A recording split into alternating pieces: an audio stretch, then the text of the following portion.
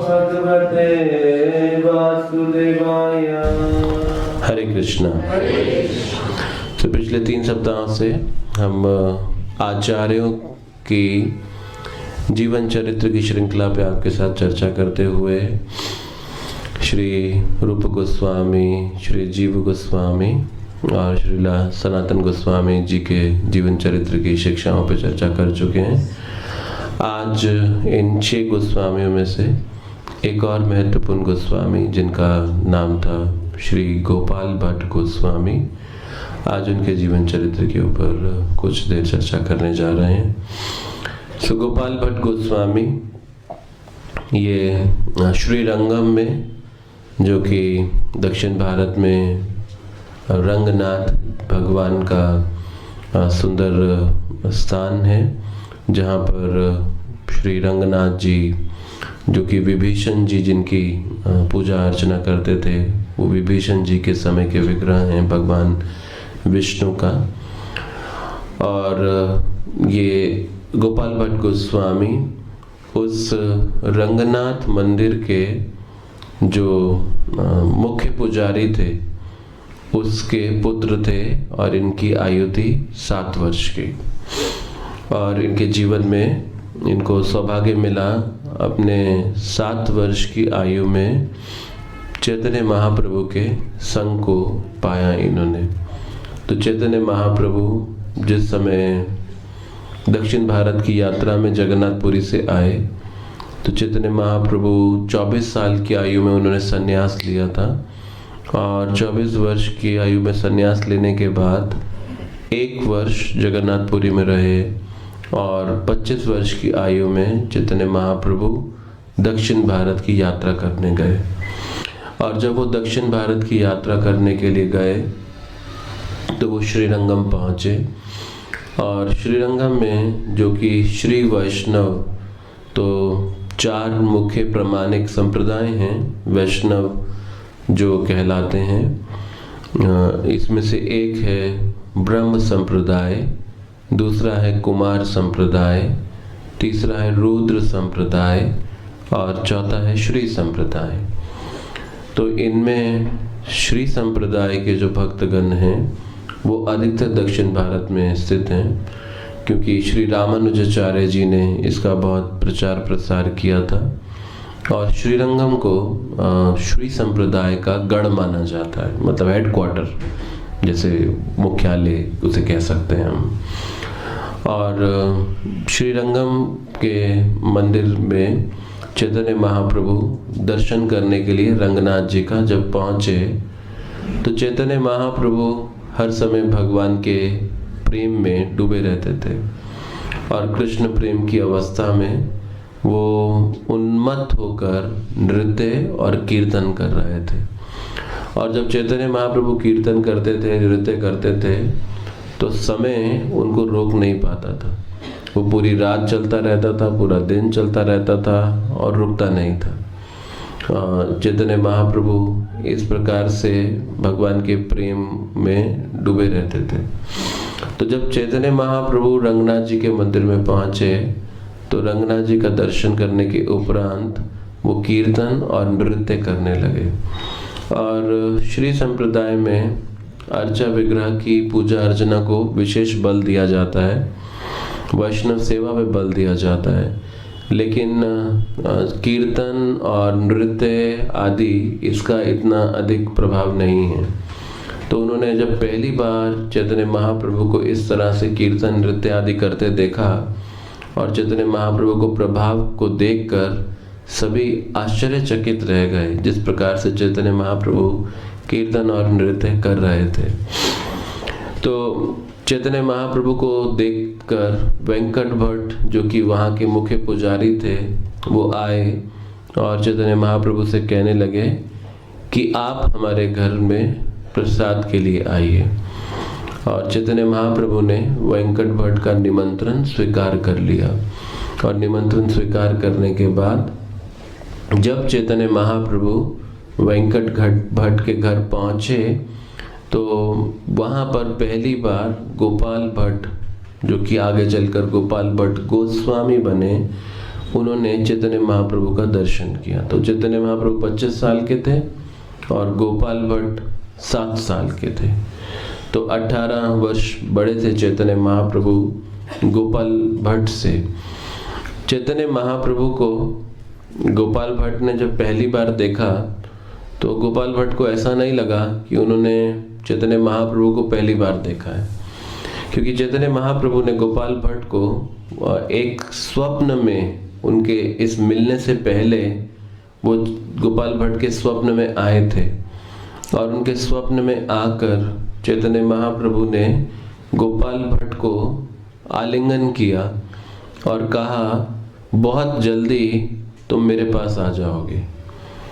तो ये गोपाल भट्ट ने अपने स्वप्न के अंदर चैतन्य महाप्रभु को ऐसा कहते देखा और चैतन्य महाप्रभु ने ये भी कहा उस स्वप्न में कि तुम आगे चलकर एक बहुत बड़े आचार्य बन जाओगे और तुम्हारे कई अनुयायी होंगे और तुम भक्ति के संदेश का प्रचार कई शास्त्रों को लिख कर करोगे।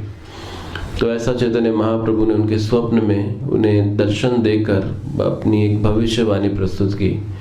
तो जब गोपाल भट्ट ने चैतन्य महाप्रभु को लाइव पहली बार देखा अपनी आँख के आगे, जब उनके घर में वो आए उनके पिता के निमंत्रण की वजह से, तो गोपाल भट्ट को ऐसा नहीं लगा कि वो पहली बार चैतन्य महाप्रभु का दर्शन कर रहे हैं। और चैतन्य महाप्रभु जब वेंकट भट्ट के घर में आए तो वेंकट भट्ट के घर में आकर वो कृष्ण कथा करने लगे, वो कीर्तन करने लगे, वो नृत्य करने लगे और गोपाल भट्ट देखते ही जा रहे थे चैतन्य महाप्रभु को और वो पलक भी नहीं झपक रहे थे। तो चैतन्य महाप्रभु के चरणों का अभिषेक किया वेंकट भट्ट ने और जब उस चरणों का अभिषेक हुआ तो जो चरणामृत था उस चरणामृत को गोपाल भट्ट ने ग्रहण किया और जब वो चरणामृत गोपाल भट्ट ने ग्रहण किया तो वो भी कृष्ण प्रेम में पागल हो गया। तो चैतन्य महाप्रभु का ऐसा स्वभाव था कि जो भी उनके संपर्क में आता था, जो उन्हें देखता था, जो उन्हें छूता था, जो भी किसी भी तरह से उनके संपर्क में आता था, वो कृष्ण प्रेम को प्राप्त कर जाता था।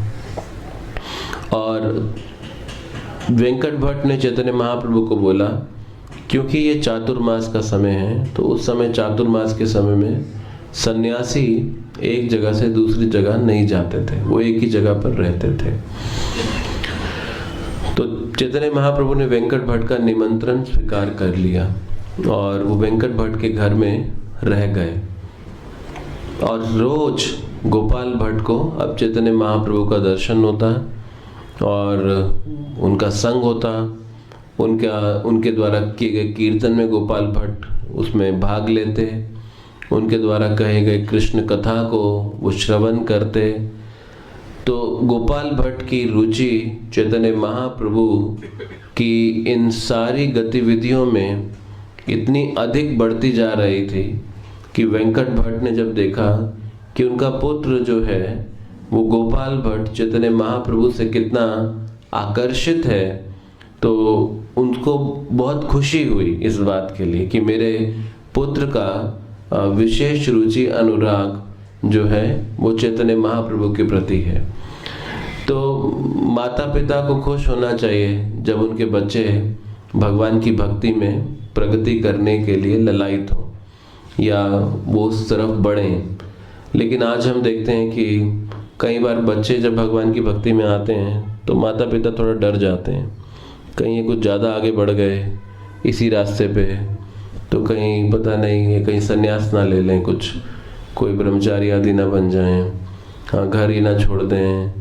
तो कई बार हम देखते हैं कि माता पिता बच्चों को रोकते हैं, नहीं नहीं ये हरे कृष्णा वालों के पास ज़्यादा मत जाया करो, तुम थोड़ा थोड़ा जाया करो, बस दूर दूर रहा करो इनसे और ज़्यादा इनसे बात भी मत किया करो, कहीं तुम्हें अपने जैसा ना बना देंगे। तो माता पिता का क्या कर्तव्य है कि वो अपने भक्तों को भगवान का भक्त बनने की प्रेरणा दें, उनको भगवान के करीब आने का संदेश दें। ऐसा ही श्रीमद् भागवतम में 5वें स्कंद में भी कहा गया है कि प्रहलाद भगवान ऋषभ देव ये कहते हैं कि हमें संतान तभी उत्पन्न करना चाहिए जब हम उनको भगवान के धाम जाने का रास्ता दिखाने के योग्य अधिकारी बन जाएं। तो वेंकट भट्ट बहुत खुश थे इस बात से कि जो गोपाल हैं वो चैतन्य महाप्रभु के संग में बड़े रुचि ले रहे हैं, उनको बड़ा अनुराग है और उनसे वो बहुत प्रेम कर रहे हैं। तो चैतन्य महाप्रभु जब वेंकट भट्ट के पास बैठते थे तो उनसे घंटों कृष्ण की चर्चा करते थे। तो एक दिन चैतन्य महाप्रभु वेंकट भट्ट के घर में वेंकट भट्ट से पूछते हैं, वेंकट एक बात बताओ कि ये जो लक्ष्मी है वो नारायण की पत्नी है और लक्ष्मी पतिव्रता स्त्री हैं, वो हमेशा नारायण की सेवा करती हैं, लेकिन फिर भी वो लक्ष्मी वृंदावन में कृष्ण की रास लीला में भाग लेने के लिए क्यों आती हैं? तो वेंकट भट्ट बड़े आश्चर्यचकित रह जाते हैं बात सुन के। तो वेंकट कहते हैं, महाप्रभु कृष्ण और नारायण तो एक ही हैं, उनमें तो कोई अंतर नहीं है। तो महाप्रभु कहते हैं अगर वो दोनों एक हैं तो फिर लक्ष्मी कृष्ण की रासलीला में क्यों भाग लेना चाहती हैं? वो नारायण के साथ संतुष्ट क्यों नहीं है? तो वेंकट भट्ट बड़े आश्चर्यचकित रह जाते हैं और वो कहते हैं, आप जानते हैं, मैं तो नहीं जानता इस कारण को कि क्यों लक्ष्मी नारायण को छोड़ के कृष्ण की रासलीला में भाग लेना चाहती हैं। तो ये रहस्य आज दुनिया नहीं समझती कि कौन परम भगवान है, कौन है परम भगवान।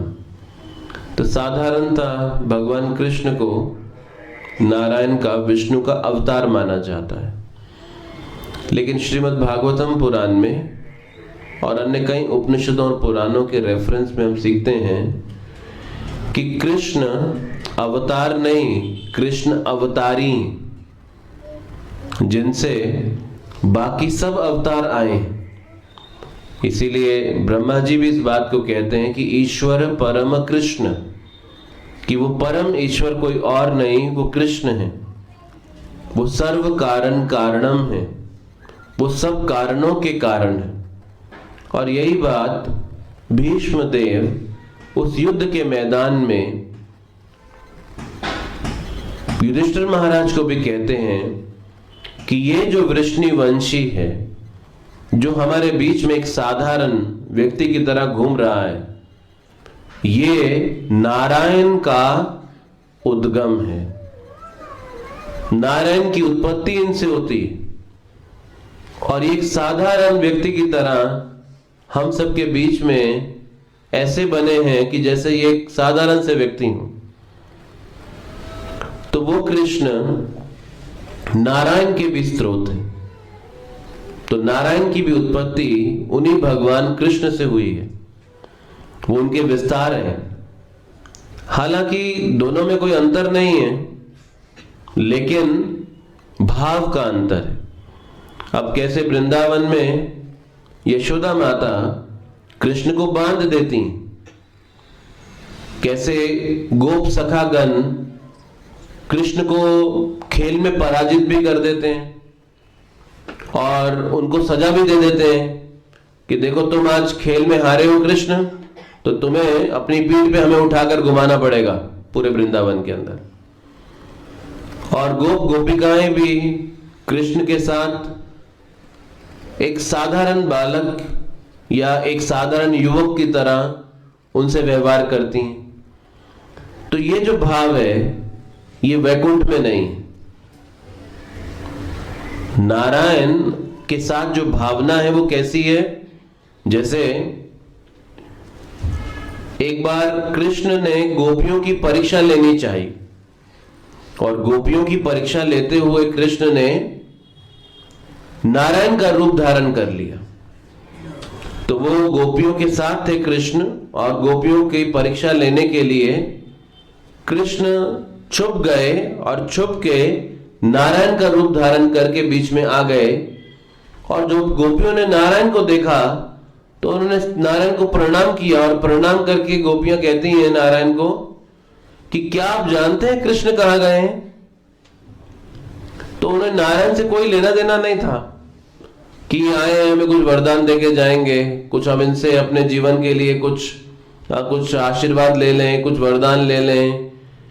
उन्हें कृष्ण को ही ढूंढना है और वो नारायण से पूछते हैं कि आप हमारी सहायता कर सकते हैं, कृष्ण कहाँ है। तो ये है, ये ब्रज प्रेम है जो कि सिर्फ भगवान के धाम गोलोक वृंदावन में पाया जाता है। इन्हें वैकुंठ के अंदर नहीं ढूंढ सकते आप। तो वैकुंठ में जैसे 4 वो कुमार थे ना, ब्रह्मा जी के जो पहले 4 पुत्र थे, 4 कुमार थे। उन्हें कुमार इसलिए कहते हैं क्योंकि उन्होंने अपनी आयु को बढ़ने नहीं दिया आगे। तो बाल्यावस्था के बाद जो नेक्स्ट स्टेज आती है उसको कुमार अवस्था कहते हैं। तो 5 साल से ऊपर की जो आयु होती है वो कुमार अवस्था होती है, 5 साल तक बाल्यावस्था बोलते हैं। तो कुमार थे ये 4, ब्रह्मा जी के 4 पुत्र, ये हमेशा 4 कुमार ही रहते हैं। और ये नंगे घूमते थे, अभी बच्चे हैं, और घूमते घूमते वैकुंठ पहुंच गए। तो द्वारपालों ने रोक दिया, तुम अंदर नहीं जाते, कपड़े पहन के भी नहीं आए हैं। ये ऐसे जाते हैं क्या वैकुंठ में, चलो बाहर, ठीक से ड्रेस करके आओ अपने आप को, ऐसा नहीं, ऐसे घुसते हैं क्या। तो 4 कुमार सोचने लगे ये कौन है, द्वारपाल बन के बैठे हैं, भेदभाव कर रहे हैं, हमें घुसने नहीं दे रहे, इनको यहाँ नहीं होना चाहिए। हाँ, ये आध्यात्मिक जगत है, आध्यात्मिक जगत में भेदभाव होता है, चलो तुम जाओ, मृत्यु लोक जाओ। उन्हें श्राप दे दिया। तो नारायण बनकर आए और नारायण से भी गोपियां कृष्ण का पता ढूंढ रही थी कि कृष्ण कहाँ है। तो लोग नारायण से वरदान चाहते हैं, उनसे आशीर्वाद चाहते हैं, लेकिन भगवान के धाम में, वृंदावन में, वहां पर जो भक्ति का रस है उसमें शांत और दास्य की भावना नहीं है, उसमें माधुर्य की भावना प्रधान है। लेकिन वैकुंठ में जो भक्ति है वो शांत और दास्य की भावना के साथ है। कभी ऐसा आप सुनेंगे नहीं कि विष्णु को बांध दिया यशोदा माई ने पकड़ के, ऐसा नहीं सुनेंगे कभी आप। या विष्णु के कंधे पे चढ़ के श्रीराम बोले चलो मुझे घुमाओ, तुम कबड्डी में हार गए मुझसे, ऐसी भावना कभी नहीं आप सुनेंगे। ऐसी कोई लीला नहीं सुनेंगे विष्णु के साथ, नारायण के साथ, क्योंकि वहां पर एक शांत और एक दास्य की भावना है, एक ऐश्वर्य की भावना है, जहां पे एक श्रेष्ठ है और एक निम्न है। लेकिन जो वृंदावन की भावना है वहां भगवान को ना ये नहीं पता चलता कि उनके भक्त भगवान है कि कृष्ण भगवान है। यही अंतर खत्म हो जाता है, यही समझना बड़ा मुश्किल हो जाता है। ब्रह्मा जी भी उनका सर चकरा गया देख के कि ये कृष्ण भगवान कैसे हो सकते हैं, ये तो इनके झूठा खा रहे हैं, ये अपना झूठा इन्हें खिला रहे हैं, ये क्या हो रहा है यहाँ पर। तो ब्रह्मा जी भी कंफ्यूज हो गए थे ये बात देख के। तो यही बात चैतन्य महाप्रभु वेंकट भट्ट से पूछ रहे थे कि लक्ष्मी पतिव्रता स्त्री है, लेकिन फिर भी वो कृष्ण की रासलीला में भाग लेने के लिए क्यों आती। और वेंकट भट्ट इस बात को नहीं समझ पा रहे थे कि ये कैसे हो सकता है कि नारायण और कृष्ण में कोई अंतर नहीं, लेकिन फिर भी लक्ष्मी कृष्ण की रासलीला में आना चाहती हैं। तो इसीलिए भगवान को समझने के लिए हमें गुरु शिष्य की प्रामाणिक परंपरा का आश्रय लेना होता है। तो बिना प्रामाणिक परंपरा का आश्रय लिए हम भगवान को नहीं समझ सकते, हम कंफ्यूज हो जाते हैं पूरी तरह से। ये कैसे संभव है कि लक्ष्मी कृष्ण नारायण को छोड़ के कृष्ण की रासलीला में जाना चाहे। तो इसीलिए गुरु शिष्य परंपरा ही हमें भगवान के तत्व को पूरी तरह से समझाने के अंदर योग्य रह सकती है। तो आध्यात्मिक जगत भी विविधता का जगत है ना। जैसे हम सब एक प्रकार का प्रसाद रोज नहीं खा सकते, भोजन रोज नहीं खा सकते एक तरह का। आपको रोज सुबह दोपहर शाम खिचड़ी खिलाएंगे तो नहीं खाएंगे ना, हर संडे भी खिचड़ी खिलाएंगे प्रोग्राम के बाद तो नहीं खाएंगे ना। तो लोग बोलेंगे अरे आपके अवतार बदलते हैं, मेन्यू भी तो बदलो थोड़ा थोड़ा, है ना। अवतार बदलते हैं, मेन्यू एक ही रखते हो आप हमेशा। तो हम सबको वैरायटी चाहिए, विविधता चाहिए। तो आध्यात्मिक जीवन में भी विविधता है, उसमें भी हमारा जो संबंध है भगवान से वो विविध रसों के अंतर्गत होता है। जिस प्रकार से यशोदा माई का कृष्ण के साथ संबंध है, अर्जुन का कृष्ण के साथ संबंध सखा के रूप में, यशोदा माई का कृष्ण के साथ संबंध वात्सल्य के रूप में, श्रीमती राधा रानी का कृष्ण से संबंध एक माधुर्य के रूप में। तो आध्यात्मिक जीवन भी विविधता से भरा है और इस विविधता के अंदर हर प्रकार की भावना वाले व्यक्ति के लिए हर प्रकार का एक आयोजन है, लेकिन इस विविधता में जो श्रेष्ठता है वो माधुर्य की श्रेष्ठता है। तो शांत से बड़ा दास्य, दास्य से बड़ा साख्य, साख्य से बड़ा वात्सल्य और वात्सल्य से बड़ा माधुर्य रस माना जाता है। और वो माधुर्य भगवान कृष्ण के साथ है, इसीलिए वो लक्ष्मी भी उस माधुर्य के रस का आस्वादन करने के लिए नारायण को त्याग के कृष्ण की रासलीला में प्रवेश करने का प्रयास करती हैं। तो इसीलिए वो ईश्वर परम कृष्ण है जो कि सर्व कारण कारणम है, क्योंकि वो सभी रसों के, इसीलिए भगवान कृष्ण का एक नाम क्या है, रसिक शिखर, यानी कि वो सभी रसों के स्रोत हैं। उनके साथ सभी रसों के अंदर संबंध स्थापित किया जाता है।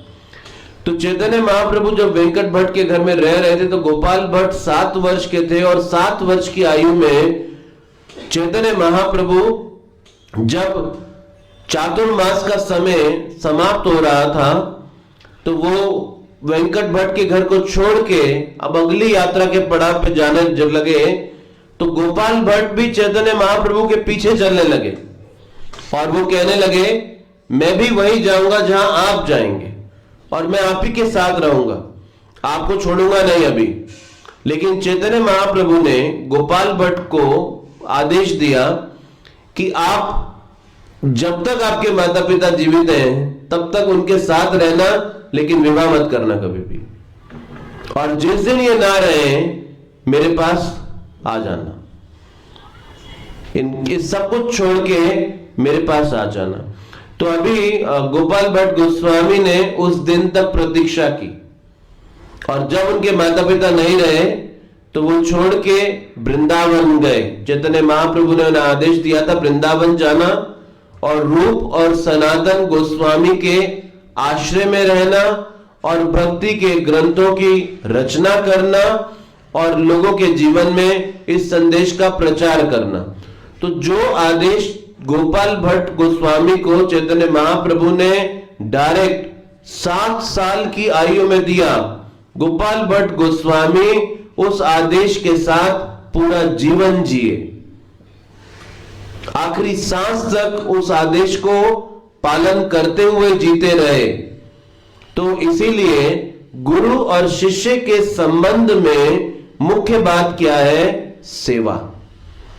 तो गुरु के साथ जो संबंध स्थापित किया जाता है तद्विधि प्रणिपातेन परिप्रश्नेन सेवया उपदेक्षन्ति ते ज्ञानम ज्ञानिना तत्वदर्शिना सेवया, यानी कि गुरु और शिष्य का संबंध सेवा के ऊपर आधारित है। तो चाहे गुरु वर्तमान शरीर में भी रहे या ना रहे, चाहे गुरु समीप भी रहे या दूर भी रहे, वो संबंध बना रहता है सेवा के आधार पे।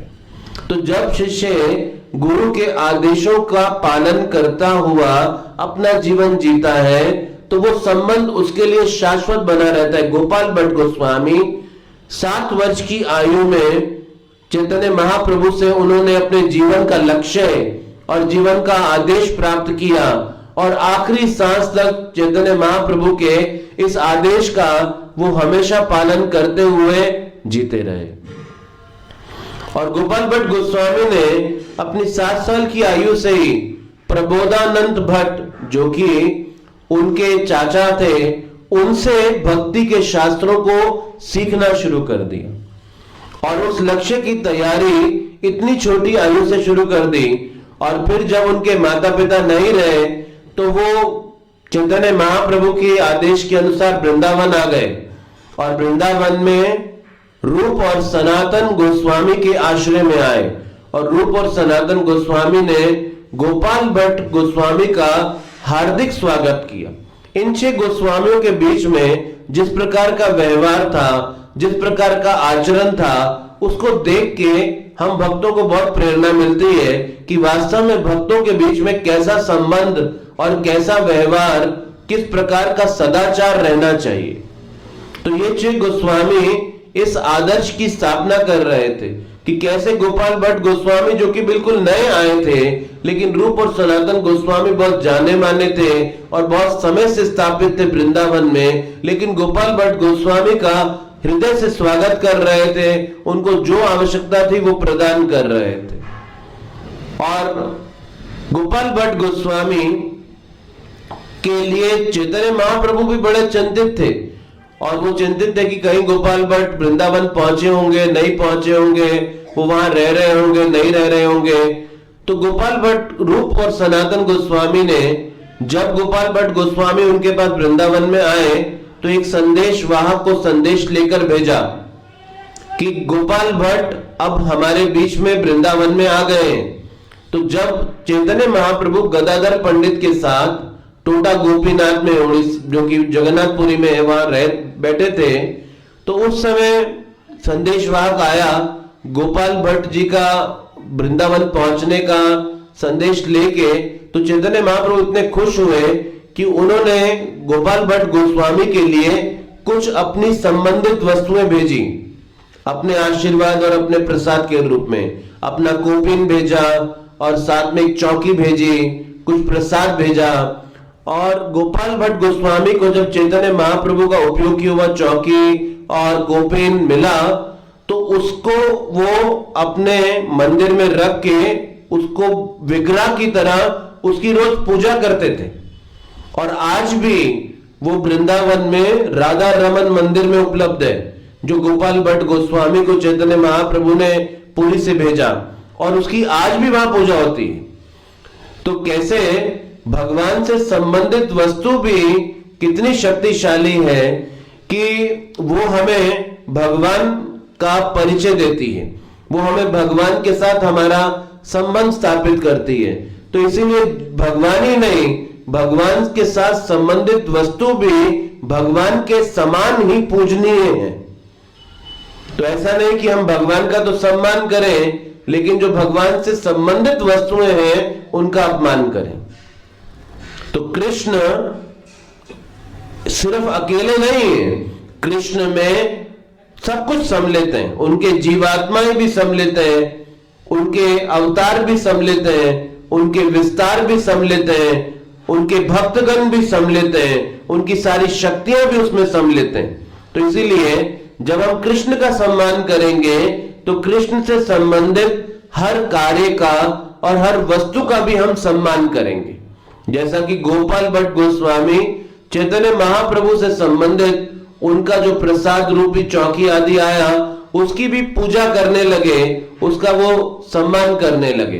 तो एक बार गोपाल भट्ट गोस्वामी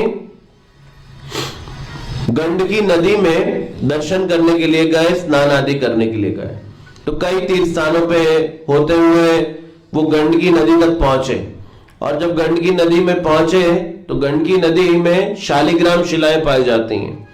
तो ये नदी नेपाल में बहती है और वहां शालिग्राम मिलते हैं। तो उसका पानी काला दिखता है, क्योंकि शालिग्राम के रंग की वजह से वो पानी काला काला जैसा दिखता है। तो गोपाल भट्ट गोस्वामी ने स्नान किया, और स्नान करने के बाद अपने कमंडल से जल भरने लगे। तो जब जल भरने लगे तो उस जल में आश्चर्यजनक तरीके से उनके कमंडल में 12 शालिग्राम शिलाएं अपने आप आ गईं। तो उन्होंने फिर से शालिग्राम शिलाओं को फेंक दिया और फिर पानी भरने के लिए कमंडल डाला, और जब कमंडल डाला तो फिर से वो शालिग्राम शिलाएं 12 की 12 फिर से कमंडल में आ गई। तो गोपाल भट्ट गोस्वामी को समझ में नहीं आ रहा है क्या हो रहा है।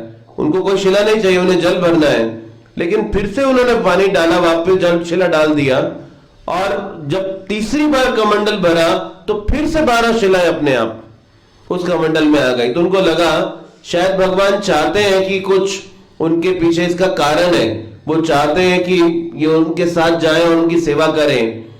तो गोपाल भट्ट गोस्वामी इन शिलाओं को वृंदावन ले आए, और रोज तुलसी चंदन के साथ उनकी सेवा करने लगे और यमुना के जल से उनको स्नान आदि कराने लगे।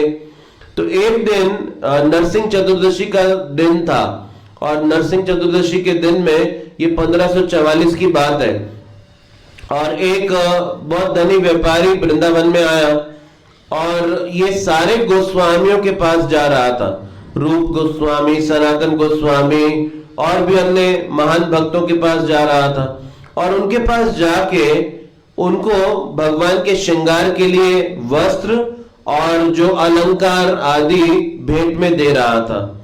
तो ये सबके पास जाता हुआ गोपाल भट्ट गोस्वामी के पास भी पहुंचा। तो गोपाल भट्ट गोस्वामी निधिवन के पास एक स्थान में रहते थे और वहां पर रहकर भजन करते थे, भगवान का नाम जप करते थे। तो जब ये व्यक्ति गोपाल भट्ट गोस्वामी के पास पहुंचा तो गोपाल भट्ट गोस्वामी के पास पहुंच के इसने गोपाल भट्ट गोस्वामी को भी भगवान के श्रृंगार के लिए वस्त्र अलंकार सब दिए।